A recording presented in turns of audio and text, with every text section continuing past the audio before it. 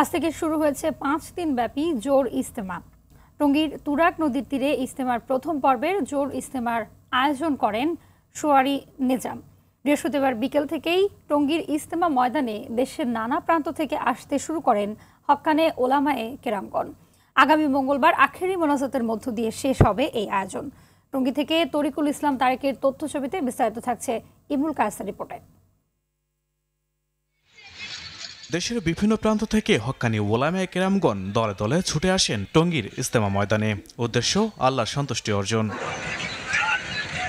তুরাগ নদের তীরে ফজর নামাজের বয়ানের মাধ্যমে শুরু হয় 5 দিনব্যাপী জোর ইজতেমা। প্রথম পর্বের আয়োজক শোয়ারি নিজাম। দেশি বিদেশি 3 জেলার সাথী ও কমপক্ষে 1 চিল সময় লাগানো আলেমরা অংশ নেন এই ইজতেমায়, যেখানে কালিমা, নামাজ ও জিকির, একরামুল মুসলিমিন ও তাবলিগের 6 উসুলের উপর গুরুত্বপূর্ণ বয়ান করা হয়। তারা সময় লাগানোর সাথে আসছে, তারা এরকম মুরব্বীরা বয়ান করতেছে, দিনের বয়ান করতেছে, বয়ানগুলো আমরা শুনবো।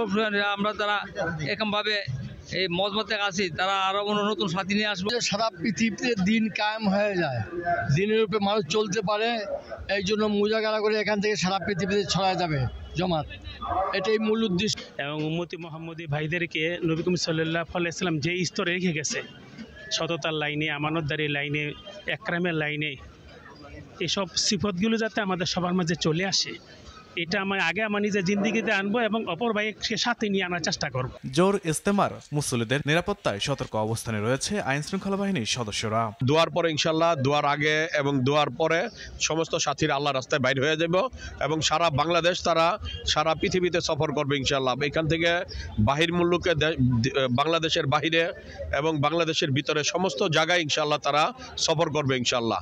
আগামী মঙ্গলবার আখেরি মোনাজাতের মধ্য দিয়ে শেষ হবে জোর ইজতেমার প্রথম পর্ব। ইমরুল কায়েস, RTV।